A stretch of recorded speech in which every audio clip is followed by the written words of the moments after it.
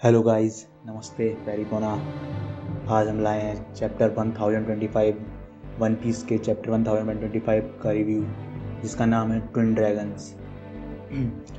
इससे पहले मैं इस चैप्टर की रिव्यू की शुरुआत करूं, उससे पहले मैं आपसे विनती करना चाहूँगा कि आप प्लीज़ मेरे चैनल को सब्सक्राइब कर दीजिए, ताकि मैं और वन पीस के चैप्टर रिव्यूज़, थ्योरीज़ एंड और बहुत सारा कंटेंट लाता रहूँ। और मुझे ये भी कमेंट्स में बताइए कि क्या मैं स्पॉइलर वीडियो भी लाया करूं वन पीस की हर चैप्टर से पहले। आप अपने सजेशन ज़रूर दीजिएगा। चलिए शुरू करते हैं इस चैप्टर की रिव्यू की। तो इस चैप्टर का नाम है ट्विन ड्रैगन्स। अब इसमें जो कवर है उसमें हमें दिखाया गया है कि जो ऊसप हैं वो बैठे हुए हैं, एक किसी को स्टोरी सुना रहे हैं। शायद न्यूज़ रिपोर्टर्स हैं, पता नहीं कौन है, बट किसी को स्टोरी सुना रहे हैं। उनके ऊपर लिखा हुआ है बिग लायर स्टोरी।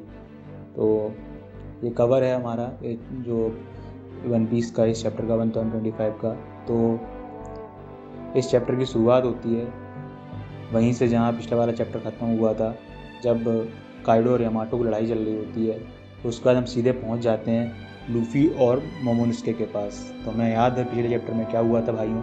मोमोनोसुके एडल्ट हो गया था, तो अब वो बहुत बड़ा ड्रैगन बन चुका है। तो अब लूफ़ी उससे कह रहा है कि चलो मुझे लेके चलो ओनिशिगामा पे लेके चलो। तो अब लेकिन मोमोनोसुके को, आपको पता होगा, हाइट से बहुत ज़्यादा डर लगता है। तो वो कहता है कि मैं इस जितनी ऊंचाई पे मेरी ये फॉर्म पे मेरा सर है, उसी से मुझे डर लग रहा है। मैं कैसे उड़ सकता हूँ, मेरे लिए ये बहुत ही ज़्यादा मुश्किल है, मैं नहीं कर पाऊँगा, मैं हाइट से बहुत ज़्यादा डरता हूँ। क्योंकि बहुत ही नॉर्मल चीज़ है, क्योंकि सिंस मोमोनोसुके सिर्फ 8 साल का है अभी, तो ये लाजमी सी बात है कि ऐसा होगा। तो उसे फियर ऑफ हाइट है, वो भी इसलिए क्योंकि काइडो ने उसे ऊपर से फेंक दिया था एक बार, आपको ध्यान हो, तभी से शायद उसे फियर ऑफ हाइट्स है। तो फिर उससे लूफ़ी कहता है कि मुझे कुछ फ़र्क नहीं पड़ता कि तुम क्या हो, तुम्हें डर लग रहा है या नहीं लग रहा है, बट हमें वहाँ पहुँचना ही पड़ेगा, क्योंकि ये वानो कूनी कंट्री के फ्यूचर का सवाल है। तो वो उससे फिर बहुत ही मुश्किल से, बहुत ही आंखें बंद करके उड़ता है वहाँ से, और ओनिशिगामा पे पहुँचने के लिए उड़ता है। तो जब लूफ़ी देखता है तो लूफ़ी कहता है कि हम लोग बहुत ही नो टाइम में वहाँ पहुँच जाएंगे, बहुत ही जल्दी पहुँच जाएंगे ओनिशिगामा पे, क्योंकि अगर काइडो को वाइल्ड छोड़ दिया गया तो बहुत ज़्यादा प्रॉब्लम हो जाएगी। तो वो जा रहे होते हैं वहाँ पे। अब हम सीधे पहुँच जाते हैं जहाँ पे यामाटो और काइडो की लड़ाई चल रही होती है। तो अब यामाटो वहाँ पर अपना एक नया अटैक लेके आता है, कगामी यामा। और ये सब देख के कि काइडो कहता है कि तुम डिफेंसिव क्यों हो रही हो। तो ये सब चल रहा होता है, लोगों की बीच में फाइट बहुत ही बराबर चल रही होती है, बट काइडो अभी भी यामाटो पर भारी पड़ रहा है।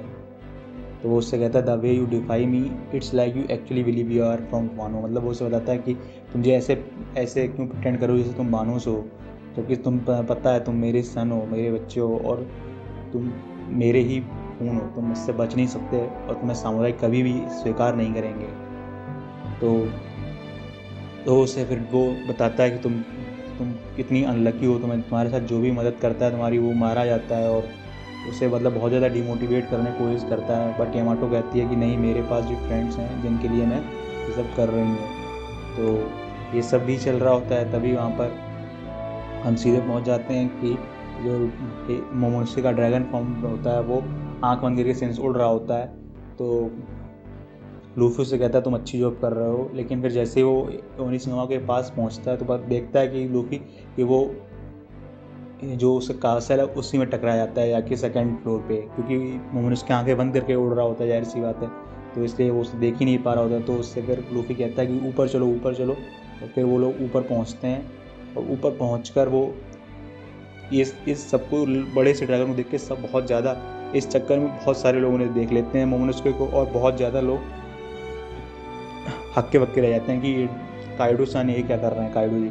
लेकिन फिर देखते हैं कलर इसका अलग है, तो उन्हें पता चलता है ये दूसरा ड्रैगन है। तो यहीं हमें सबका रिएक्शन दिखाया गया है, किंग का, क्वीन का, सांजी का, और सारे मार्को और जो भी थे उनके साथी, और लूफी का, मतलब लूफी तो उसके ऊपर ही बैठा हुआ है, ये जोरो का, इन सभी का रिएक्शन दिखाया गया है। फिर वहीं थर्ड फ्लोर पे आता है जहाँ पर बिग मॉम लड़ाई कर रही होती हैं किड और लॉ से, तो वहाँ से निकलता है तो किड लॉ भी और बिग मॉम भी देखते हैं उसे। तो इन सभी का रिएक्शन देखा गया अगले पैनल्स में, और फिर ये लोग फाइनली ऊपर पहुंच जाते हैं और यहाँ पर काइडो और यामाटो की लड़ाई चल रही होती है, और फिर लूफी एक साथ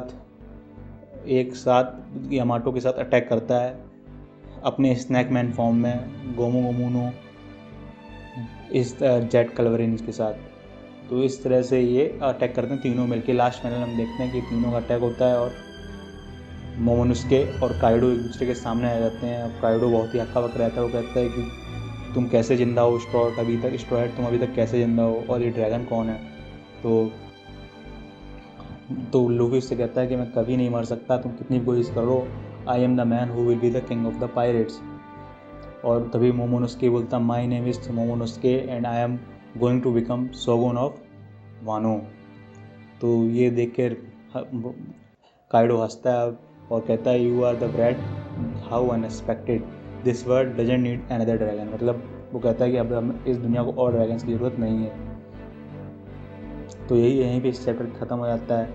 अब मुझे ऐसा लगता है कि अब इस बड़े ड्रैगन को उन्होंने, जो CP9 है, उन्होंने भी देख लिया हुआ, CP0, तो अब वो भी मुझे लगता है इस पे काम करेंगे और इसकी जानेंगे कि तो वेगापंक ने डेवल फ्रूट बनाया था वो ख़राब नहीं था, एक्चुअली वो अच्छा फ्रूट था, सही फ्रूट था, फेलियर नहीं था। तो पता नहीं अब इससे नई थ्योरी बन सकती है। मेरे हिसाब से अब वेगापंक की मुश्किल होने वाली है, क्योंकि जब उन लोगों को पता चलेगा कि वो फेलियर नहीं था, सक्सेसफुल डेवल फ्रूट था, तो भी फिर वेगापंक ने उसे झूठ भी बोला, इसके ऊपर भी रिपोर्ट की जाएगी। तो देखते हैं, मेरी थ्योरी से बहुत खुश हैं। आप लोगों का इसके बारे में क्या कहना है, आप मुझे बताइए कि अब वर्ल्ड गवर्नमेंट इसके ऊपर क्या एक्शन लेगी जब वो देखेगी जो काइडो का डेवल फ्रूट है वो आर्टिफिशियली बना लिया गया है और वो भी बहुत सही तरीके से।